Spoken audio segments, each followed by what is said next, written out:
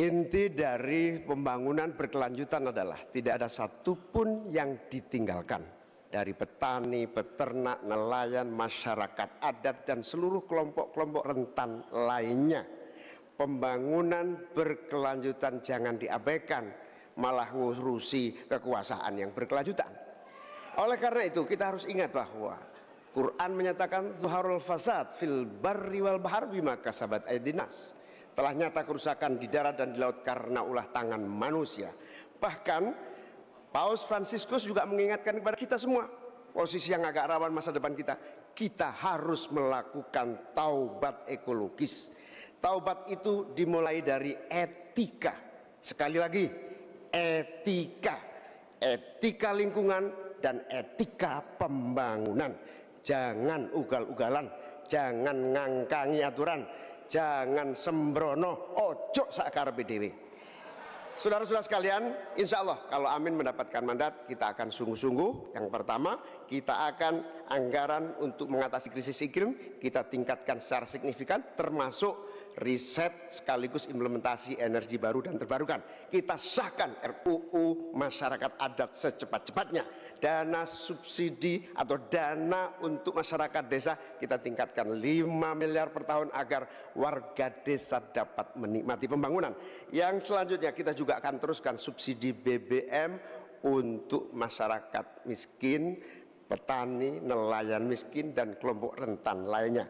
Transportasi publik menggunakan energi listrik juga menjadi salah satu solusi untuk mengurangi polusi dengan cara pembangunan kota. Reforma agraria harus dieksekusi untuk memangkas ketimpangan. Saatnya kita berubah, saatnya kita pilih perubahan. Baik, terima kasih Bapak Muhaimin. Assalamualaikum warahmatullahi wabarakatuh. Tadi saya bilang bahwa masalah-masalah yang kita diperdebatkan ini sangat penting untuk masa depan bangsa.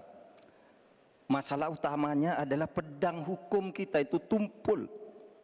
Kalau pedang hukum tidak tumpul, kita pasti bisa tabrak habis-habisan. Program pembangunan akan berjalan dengan baik. Mas Ganjar dan saya minta maaf kepada para ibu dan anak cucu yang telah ikut terlibat atau tanpa bisa berbuat apa-apa ketika terjadi perusakan alam yang ibu dan para cucu itu huni. Saya teringat tadi ketika membaca Zuharul fasadu fil barri wal bahr. Telah terjadi kerusakan di daratan dan di lautan. Dan terkait ini saya teringat lagu Ebit GAD yang berbunyi begini. Barangkali di sana ada jawabnya. Mengapa di daerahku terjadi bencana?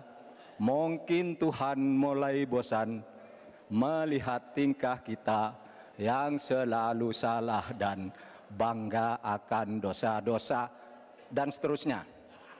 Itu bukti kerusakan lingkungan, pesan kepada kawan. Saudara, kami berjanji bahwa kami akan kembalikan secara bertahap hak rakyat dan untuk ibu-ibu dan para anak cucu. Kita akan tagih dunia internasional untuk membayar hutang-hutang yang telah merusak pembangunan. Sebagai santri NU saya ingin mengutip dalil Gus Dur, tasarruful imam ala ru'yah manutun bil maslahah. Tugas pemerintah terhadap rakyatnya adalah kesejahteraannya.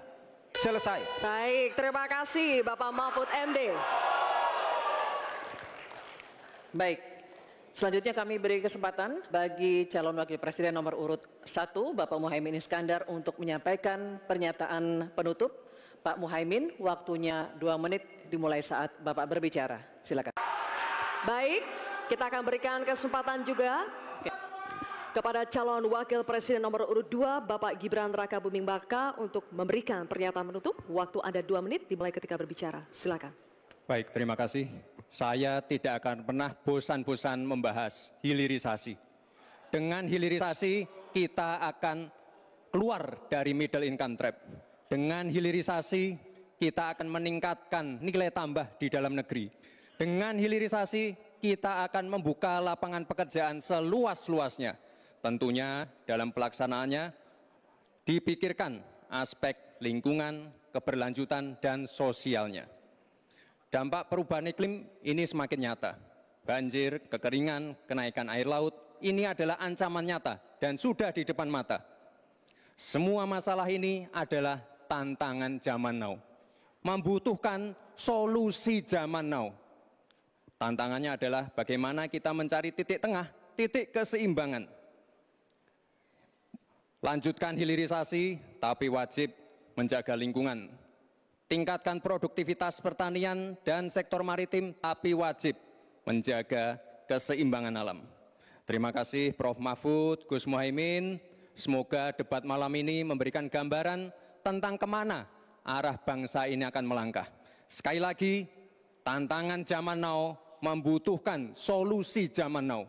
Tentunya anak-anak zaman now perlu lebih banyak lagi dilibatkan. Terima kasih Pak Prabowo sebagai salah satu senior dan teladan yang paling banyak melibatkan anak-anak zaman now.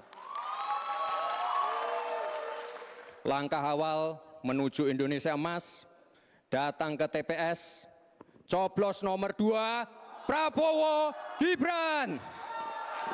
Terima kasih. Mas Gibran masih ada waktu? Waktunya masih ada. Cukup atau lanjut? Cukup? Mas Gibran? Baik. Terima kasih. Silakan hadirin, saatnya kita berikan apresiasi untuk ketiga calon wakil presiden yang sudah menyelesaikan seluruh rangkaian debat pada malam hari ini. Bapak Ibu sekalian, masih ada satu debat terakhir yang akan diselenggarakan oleh Komisi Pemilihan Umum. Semoga hasil dari debat keempat ini dapat menjadi bahan pertimbangan Anda untuk menentukan pemimpin masa depan. Ya, dan selanjutnya kita akan menyanyikan lagu Bagimu Negeri. Kami mohon kesediaan para calon wakil presiden untuk tetap berada di atas panggung, disertai dengan calon presidennya masing-masing untuk bergabung ke atas panggung. Baik, kami juga mengundang ketua, anggota, dan sekjen KPU RI untuk mendampingi ketiga pasangan calon.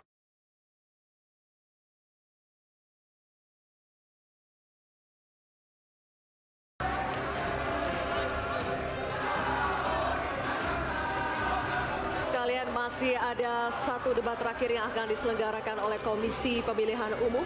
Semoga hasil dari debat keempat ini dapat menjadi bahan pertimbangan Anda untuk menentukan pemimpin masa depan.